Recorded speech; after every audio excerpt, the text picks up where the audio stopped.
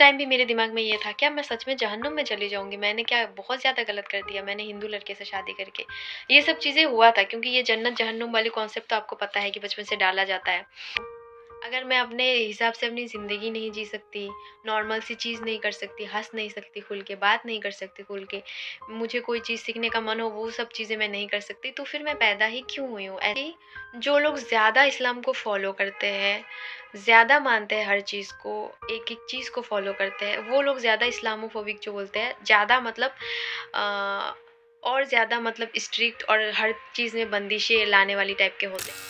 जय श्री राम फैमिली, हर हर महादेव। कैसे हैं आप सब लोग? उम्मीद है कि आप सब लोग अच्छे ही होंगे। मैं खुशी स्वागत करती हूँ आप सभी का हमारे YouTube channel AK couple blogs में।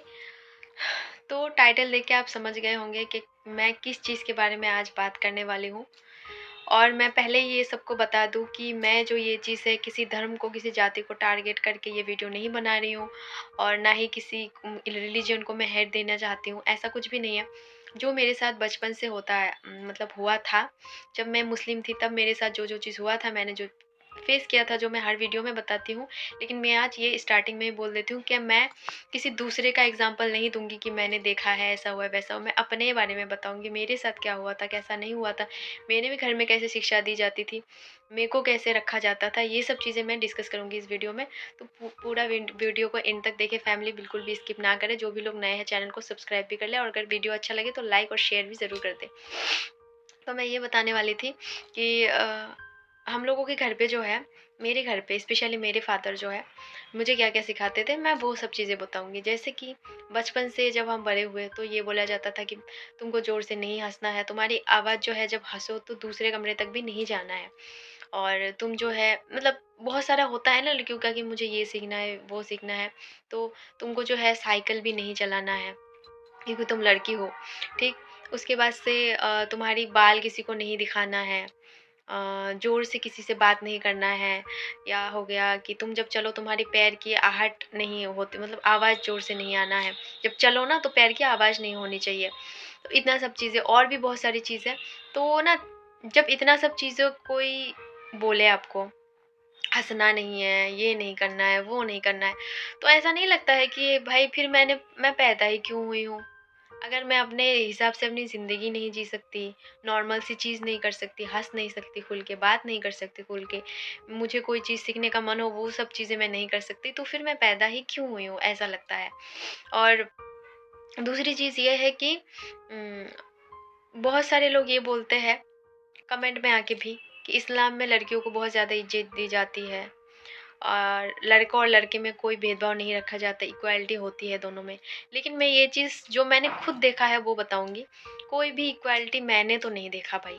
यही अगर लड़का होता है इस्लाम में तो लड़कों को सब चीज़ें करने की छूट दी जाती है। चाहे वो कुछ भी चीज़ चलाना हो, अपने हिसाब से पहनना हो, खाना हो, हँसना हो, बोलना हो, सब चीज़ें। लेकिन लड़कियों को जो है ये चीज़ नहीं करनी दी जाती है। ना कि यहाँ तक कि लड़कों को पर्दा भी नहीं करना होता है, अपने हिसाब से वो घूम सकते हैं, लेकिन हमको जो है पर्दा करना होता है, और कैसे हद तक करना होता है वो भी आप लोगों को पता है। यहाँ तक कि हम अपनी मर्ज़ी से किसी को, अपनी लाइफ़ पार्टनर को चूज़ भी नहीं कर सकते हैं।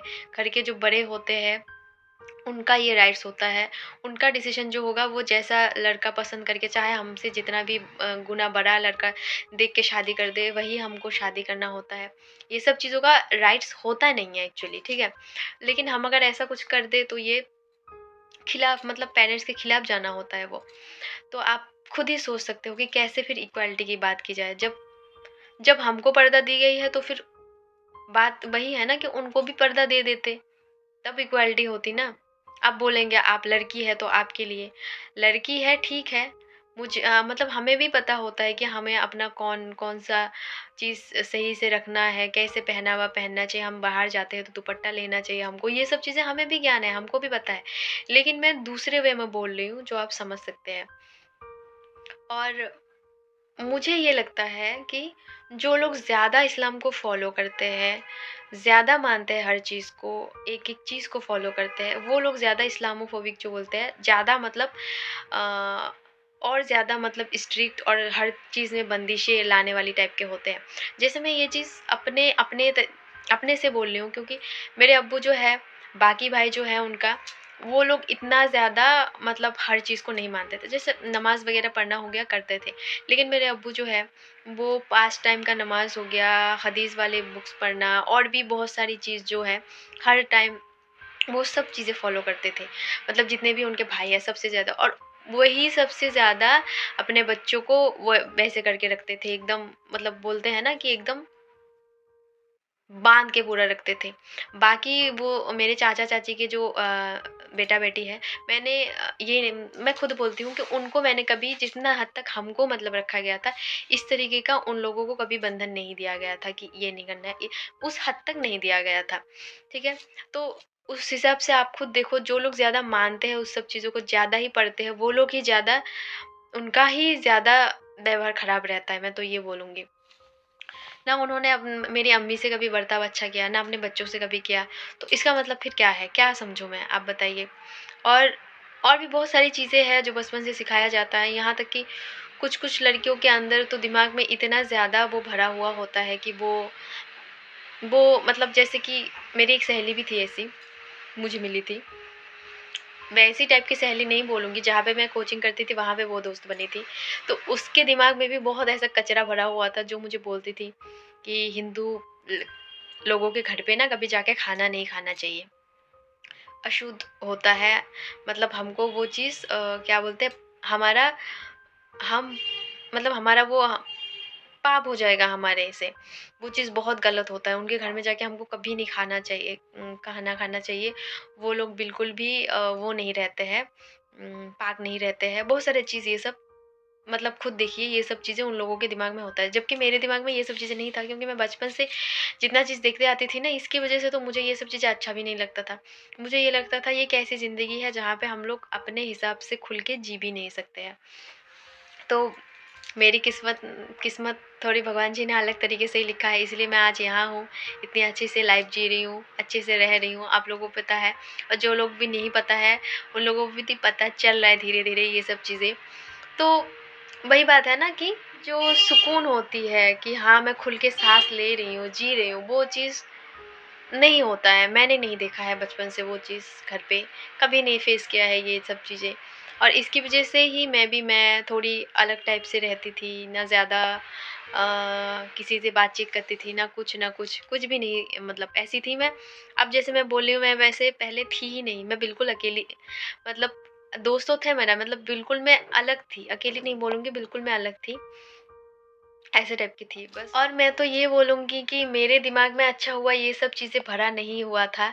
इतना सब कुछ बचपन से देखे हुए भी कि हिंदू लोगों से बात नहीं करना है, उनके घर में नहीं जाना है, उनके घर में नहीं खाना है, अच्छा नहीं होता है। मेरे मेरे दिमाग में कम से कम ये सब चीज़ें मैं देखती थी बचपन से बहुत सारी चीज़ें, लेकिन ये भूसा नहीं भरा था। इसीलिए नहीं तो मैं भी आज किसी को ऐसा ज्ञान दे रही होती। किसी की वीडियो में जाके, किसी के रियल लाइफ में कि ये सब चीज़ें नहीं किया जाता है, हिंदू को दोस्त नहीं बनाओ, उनके घर में खाना मत खाओ, उनसे मिलो मत, वो लोग बिल्कुल पाक नहीं रहते हैं, वो गंदे होते हैं, ये वगैरह-वगैरह। तो आप समझ सकते हैं, इतना सब कुछ बचपन से देखने, सहने के बाद भी मेरे दिमाग में वो सब चीज़ें बिल्कुल नहीं रहा। इसका मतलब आप क्या समझोगे? आप खुद ही समझ जाओ, क्योंकि मेरे लिए भगवान जी ने एक अलग ही लाइफ सोच के रखी थी, इसीलिए ऐसा मेरे दिमाग में कभी ये सब चीज़ें पड़ा ही नहीं। मतलब मैं देखते हुए, सीखते हुए, पढ़ते हुए भी वहाँ पे क्या नहीं करती थी।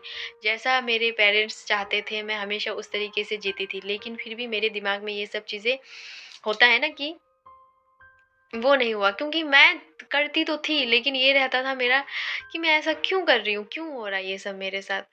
मैं ये सब करके खुश नहीं हूँ, मेरा ऐसा था।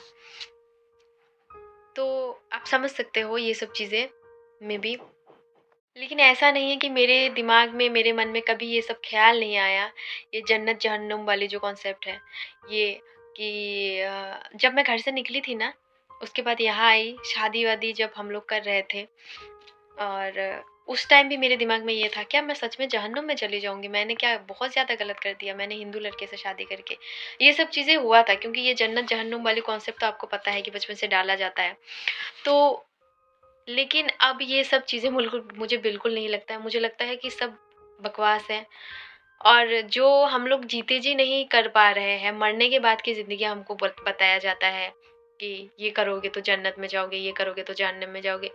मैं ये बोलती हूँ कि क्या मरने के बाद कोई इंसान वहाँ पे जन्नत जहन्नुम देख के वापस आके आपको बोला है ये चीज़ कि मैंने ना ऐसा देखा है, ऐसा होता है जन्नत, मैंने ना ये देखा है, ऐसा होता है जहन्नुम।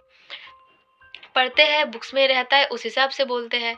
तो मैं ये सब चीज़ों को क्या मानूँ? अगर मरने के बाद कुछ भी होता है तब होगा, तब किसने देखा है ये सब ज़िंदगी? अब तो मैं अपनी ज़िंदगी जी लूँ, अभी तो मौका है कि नहीं बताइए आप भी? तो मैं यही बताऊँगी।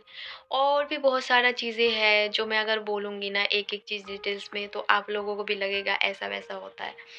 और मैं जो अभी थोड़ा बहुत मैंने तैयार हुई हूँ ना, ये सब भी नहीं करने दिया जाता है क्योंकि ना नेल पेंट, ना लिपस्टिक, ना बिंदी ये सब कुछ नहीं यूज़ किया जाता है।